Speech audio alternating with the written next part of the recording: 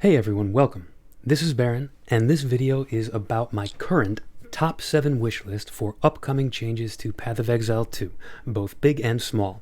For reference, as I make this video, it is currently late April 2025, and we are currently in Early Access patch 0.20F, with hotfix 5 being the most recent. You can check the Path of Exile forums for the chronological history of patch notes if you're interested, most recent news, all that stuff. I'll link that forum in the video description. So why did I choose 7 for the wish list? I don't know. It's just a number of things that easily came to mind. These aren't going to be things like specific classes or weapon types that we know are coming eventually. These are more like design changes that I genuinely don't know if we will ever see, but I hope we do. And right off the bat, before we even do the list, I think it's important to acknowledge something about content like this video. It is almost, in my opinion, by definition, a little presumptuous for a player to make a video intended to be viewed by many people in which he tries to push his views for how the game should look and play. I could try to defend it, say everyone's entitled to their opinion, and that's true to an extent, but no matter how polite, no matter how even-handed, how respectful the feedback is, no matter how much the creator tries not to come off as presenting themselves as some kind of authority, there is a certain unconscious psychological effect where the guy sitting behind the camera with a script and an agenda comes off like he either is or is trying to look like an authority on the subject. And so I just want to make it as clear as I can that I'm not a game developer. I am nobody special, and I respect Grinding Gear Games' hard work on both Path of Exile 1 and 2. A wish list does not mean that I think they're doing badly. It's a wish list. I'm just a guy doing what I think we're supposed to be doing in early access, using my experience of the game to provide feedback for how I think the game could change to make it more fun and give it better longevity for me and maybe other players who feel the same way I do. Others will disagree with some of my opinions, and that is totally normal and totally fine. But the last important caveat I have to acknowledge before diving into the actual list is that many gaming companies, Grinding Gear Games included, have gotten themselves into hot water in the past with their communities by saying things publicly that basically amount to like, you think you know what you want, but you don't. You actually want this other thing. You're mistaken. And it's fair for them to catch flack for that. In a lot of cases, they're wrong and tone deaf when companies say things like that. But it's crucial that we acknowledge that sometimes they are right. They are a gaming company. They've got years of experience, hundreds of thousands of players, lots of them giving feedback, and they see the metrics of how users respond to their various changes.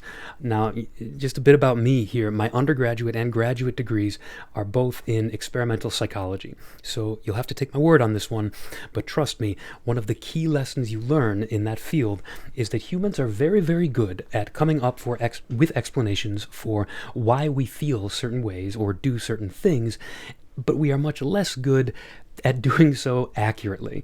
If you want to go down a rabbit hole, try starting by looking up research on cognitive priming. Start with Barg, Chen, and Burroughs, 1996. Great stuff.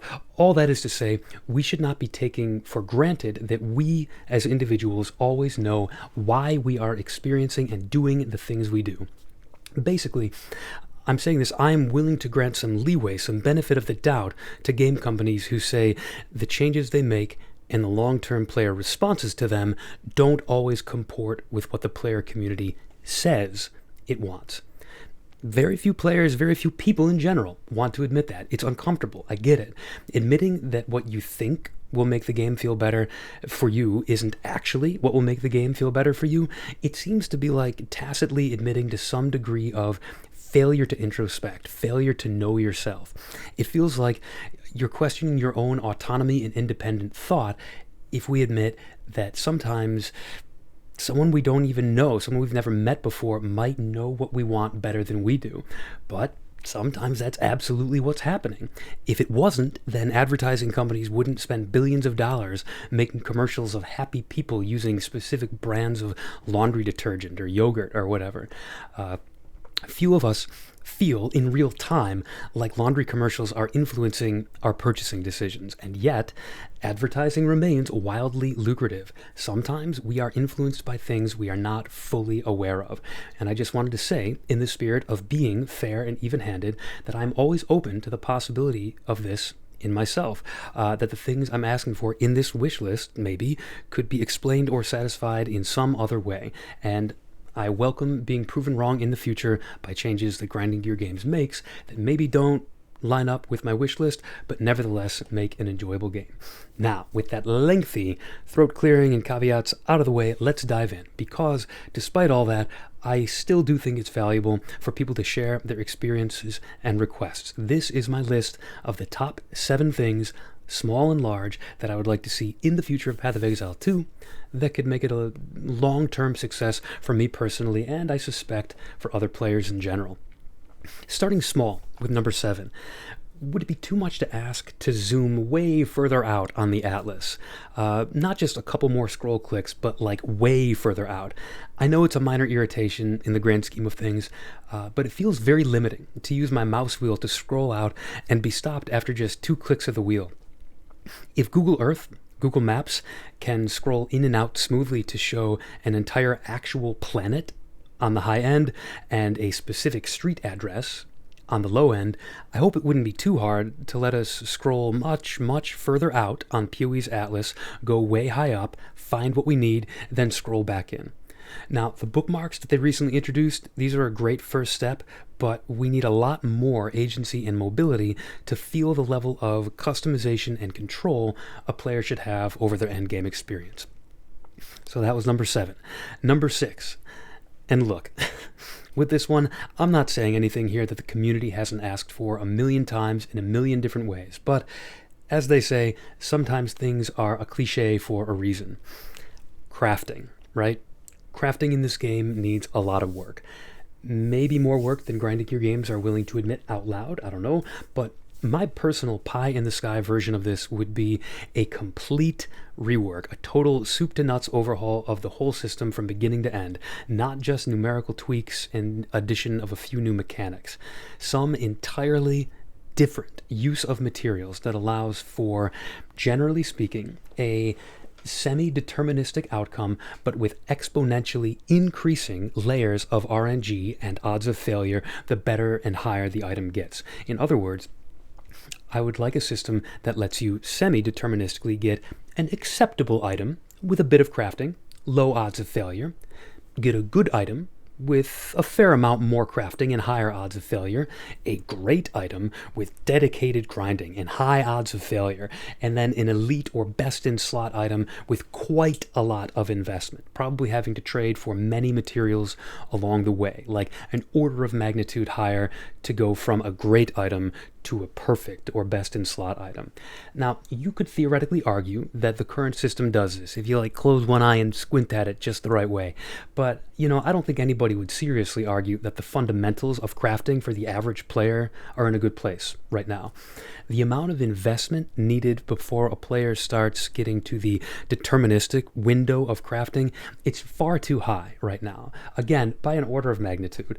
And I would argue that this is a difference of degree that is so aggressive that it starts to be a difference of kind. Like, if the majority of players never even see the portion of the crafting system that gives them any kind of agency over their results, can you really say that agency is the focus of the system?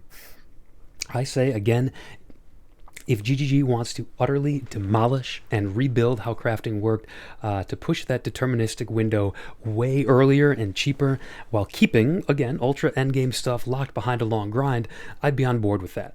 But if a total overhaul from the ground up is too much, which I suspect that it is, they're kind of focused on making more incremental changes, it seems at this point. Well, if it's too much, I would at least want to see big numerical changes to the current system and some more throwbacks to POE1's flawed but acceptable system. Because what we've got right now in POE2, it's a slot machine, and it's not a slot machine with very good odds. What you've got right now is, until you can afford a double or even triple digit divine craft, basically exalt and pray or go to trade. I would want to see, for example, specifics. I would want to see things like dramatically increasing the rate of exalted orb drops at all levels of difficulty.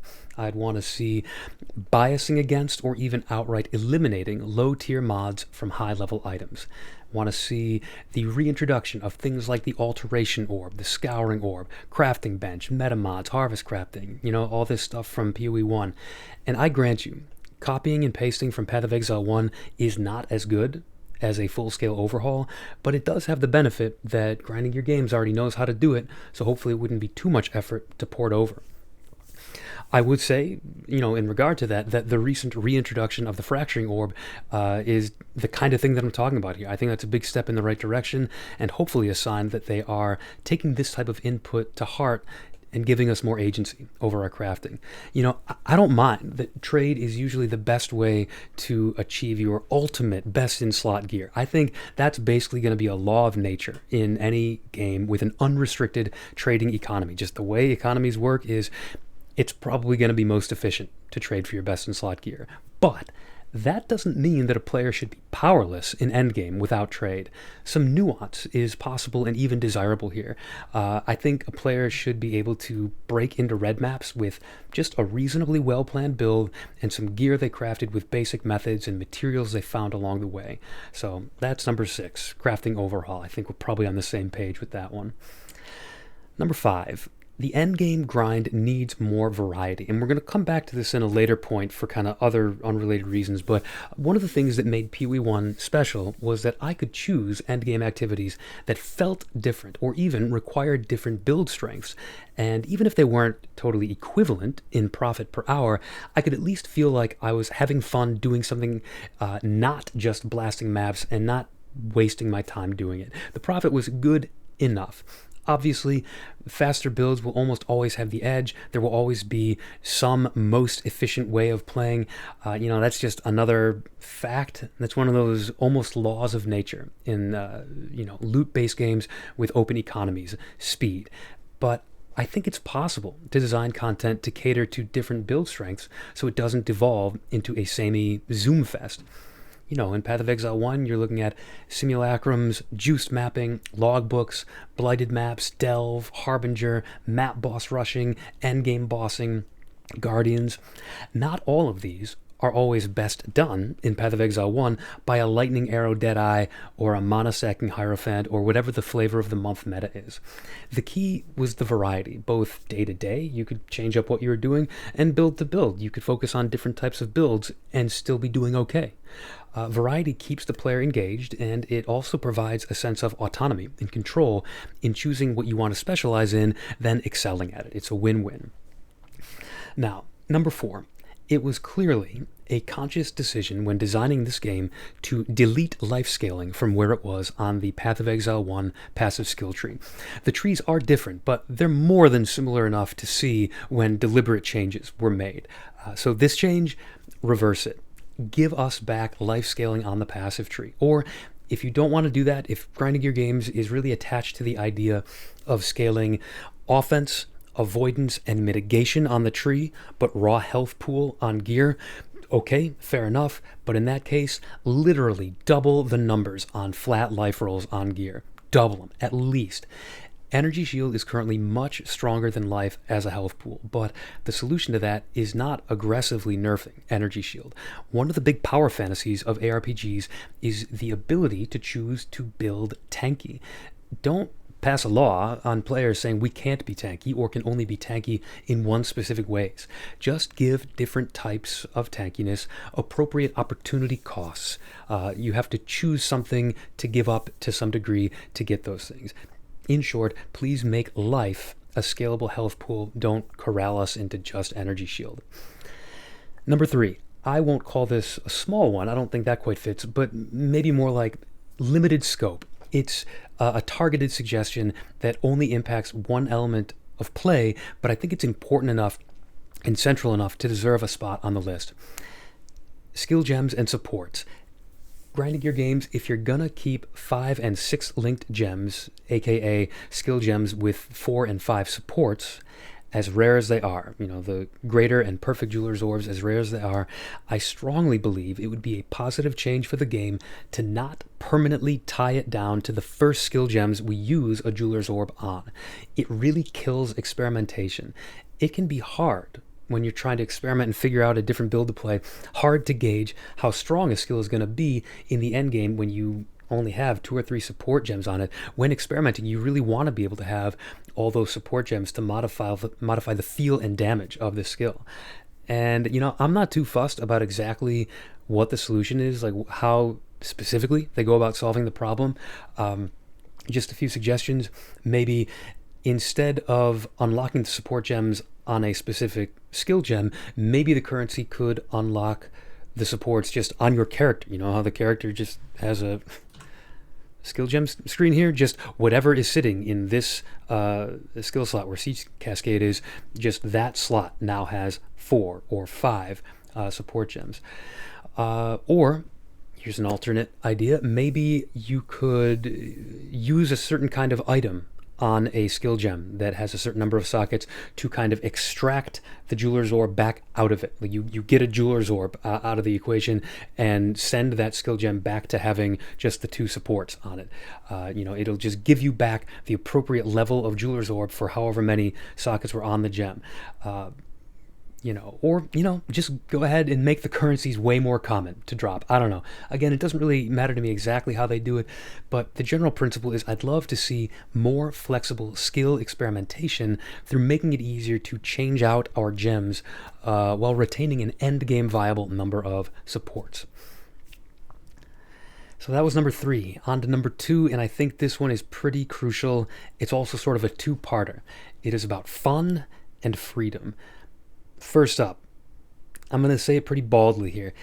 They've got to completely nuke everything in the game that I would term feels bad man game design. I say we take off and nuke the entire site from orbit.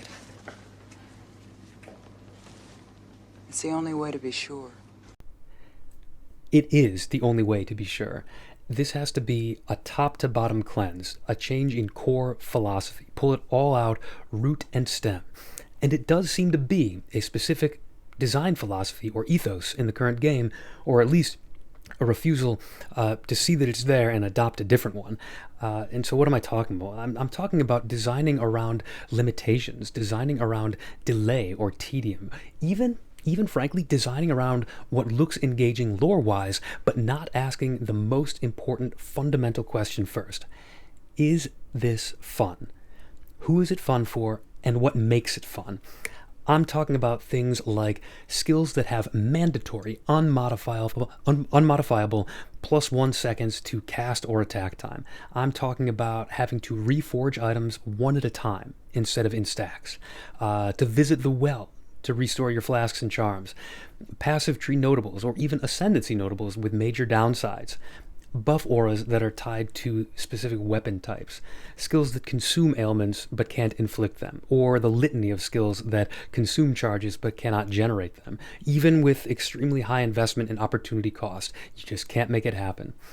Things like 2 different locations in your hideout or town for breaking down gear for socket and quality currency on the one hand versus breaking it down for rarity currency on the other hand, and having to choose which of them you get. Things like the bizarre time portal and waypoint system in Act 3. To quote a great movie, "To what point and purpose, young missy?" Why? This is a video game. It's supposed to feel fun. These topics I listed may sound like a scattershot of random complaints and grievances, but I'm making the case here that there's a common unifying thread to them. They each attempt to serve a different master instead of the true god of video game design. Is it fun? And let's be clear, I'm not asking for all that fun to be instantaneous or to be not gated by some work or friction. That's going to happen. I'm not asking for every single moment of gameplay to be a never-ending dopamine explosion.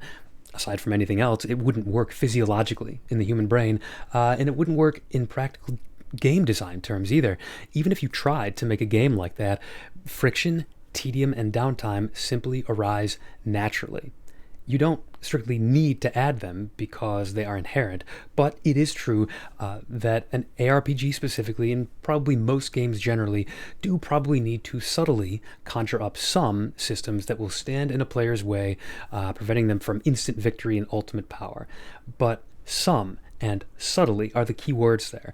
The inherent friction present in any game means that however much friction a designer thinks they need to manually insert, they might need to scale that back if they're not sufficiently accounting for the stuff that they couldn't remove if they wanted to. Stuff like the time you spend in town, loading screens, planning your builds, moving between packs, stuff like that. It's just the delicate balance that they need to strike while inserting these systems to stand in the player's way. When they put obstacles in our path, they need to do so in a way that feels natural and believable. They don't feel contrived or make the player suddenly realize he can see the developer out there like a puppeteer pulling the strings and making design decisions that act against them, the player, in an adversarial way. The player's adversary should always be the monsters, never the developers. It's like, to use a comparison, the believability of Deus Ex Machina moments in a story. Anytime a player gets in or out of a bind, anytime a character encounters or solves a problem, of course, it's because the writer wanted them to. They wanted the character to get into that situation or to get out of it. They wanted to come across that writer wanted the character to come across that problem or to solve it. Cognitively, we all know that. It's all the writer doing this. It only feels like bad writing when it's jarring and takes you out of the moment. It's, you can't suspend your disbelief anymore when it's so egregious that you can't help but think to yourself, oh, this is only happening because the writers wanted it to. That's lazy. Or in this case, this is only happening because the developers don't want me to do something else. For example, a high cast time for a spell can feel fair. An unmodifiable cast time for a spell feels arbitrary, controlling, and restrictive. This leads to the very common complaint that Path of Exile 2 feels like it is on rails and limits freedom. Sort of the second part of this topic, because this is such an important contributor to whether something feels fun or not. Do we feel that we have freedom, agency, control? Putting rails on the player to slow progression or limit their options it's just one of those many false gods, a silly metaphor that a developer might accidentally start serving at the expense of, is it fun? Here's the thing though, all ARPGs are on some kind of rails. Even the famous sandbox of Path of Exile 1. The idea that it has no rails or no limits, that's just a clever illusion. It's a mirage. The rails are just invisible to the naked eye because they are subtle. Even in that game, you still can't, support a spell with faster attack support. You still can't get gladiator ascendancy passives as an occultist or whatever, or as a berserker. But those restrictions, those rails feel fair, consistent, natural. They kind of fade into the background. You barely even think of them as rails. On the other hand, in Path of Exile 2, you've got one crossbow skill that breaks armor but can't consume broken armor, and then another crossbow skill that consumes broken armor but can't break it. Things like this are both too easy and too restrictive simultaneously. It's bumper bowling, it's training wheels, it's t-ball. It feels like the thinking has been done for you. Your agency is not a factor in the decision. In other words, it's kind of like the set item some of us remember from Diablo 3 that boosted the damage of certain skills by tens of thousands of %, and you were just pigeonholed into one of 7 builds. Another metaphor, your essay response just got condensed down to multiple choice. Pick one of these 7 and just put together the cookie cutter, and you're done. My wish here is for grinding gear games to focus on the carrot instead of the stick, and nuance instead of hard limits. Don't design to encourage me to do something by making the alternative feel terrible or even straight up impossible. Don't design with guardrails. Give me the freedom to make choices that might feel good or bad, but let me be the one as the player to figure it out. Let me design a build, for example, around the idea of dramatically lowering the cast time of a high cast time skill like Comet, or a high attack time skill, like a Slam. And then let me decide for myself if it's worth the opportunity cost, how much I had to give up in terms of increased damage or defenses or whatever in order to get all that increased cast or attack speed. Let me kind of be the judge of where I want to allocate my player power. And that actually brings me to number 1, the big one and the controversial one, player power and player power progression. Specifically, that I wish for grinding gear games to converge on one cohesive design vision here that allows, with sufficient time investment, players to build up to a wide but not infinite variety of builds that can trivialize top-end content. Yes, trivialize, and I know that's the controversial part, but let's be clear. I'm talking about a substantial time and knowledge investment to reach that state. Substantial enough that new players would virtually never reach it, and even experienced players might not push their build that far in a given league. But the possibility should be out there on the horizon, a distant goal to keep pushing for if the player wants to, an implicit promise that if you're clever enough and you work hard enough, you can make something busted. The trouble is that there is a big design ethos conflict of some kind that I don't fully understand going on at Grinding Your Games.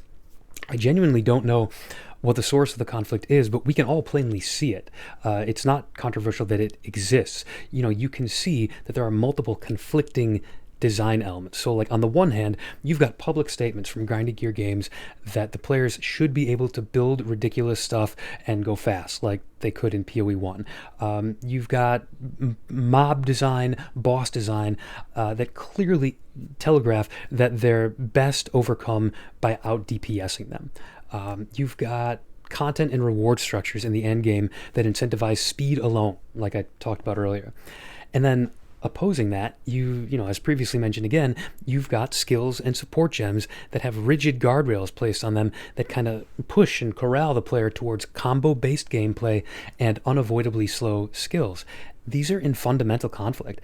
And I think that this internal divide, this is my guess, but I think this internal divide in the development process is reflective of, or maybe even partially caused by, the same big divide in the community.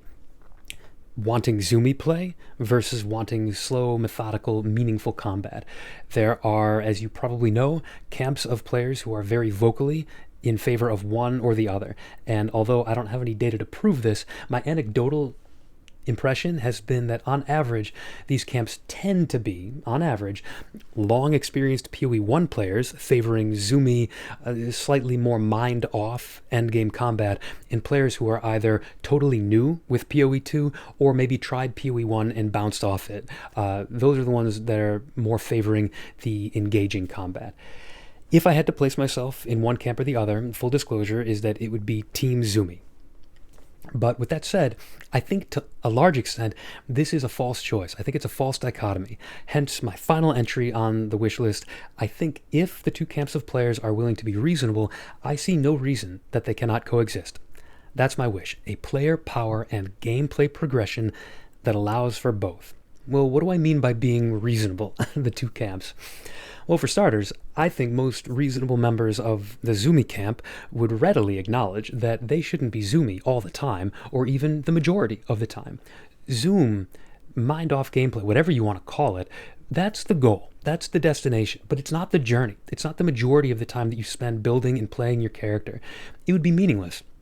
And we know that if characters started off on the Twilight Strand or the Clearfell Riverbank, fast, strong, and invulnerable. It's pointless. It's like how it feels in a car, speed versus acceleration, going 70 miles per hour or 110 kilometers per hour for you folks lucky enough not to live in America. Going 70 miles per hour, that doesn't feel like much of anything once you're there. But accelerating from 0 to 70 at a steady rate, now that feels great, exhilarating even. In terms of how it feels, the speed doesn't matter if there's no process of getting there, of achieving it, no acceleration. Zoom should not be the default. It shouldn't even be easy. It should be a steady building process to get there. Fast, mindless, invulnerable gameplay being available by default or with minimal effort would destroy the entire concept of an ARPG where progression is the central pillar. You need something to progress to. You can't start that way. I would even be willing to concede the point that builds should be able to choose to substitute some of their cost investment for high engagement gameplay. In other words, deal far more damage on a lower budget if they are willing and able to execute more complex combos and strategic engaged gameplay. I also think, as previously stated, that different types of endgame content could favor different playstyles rather than just zooming through maps at warp speed being the only way to make currency effectively.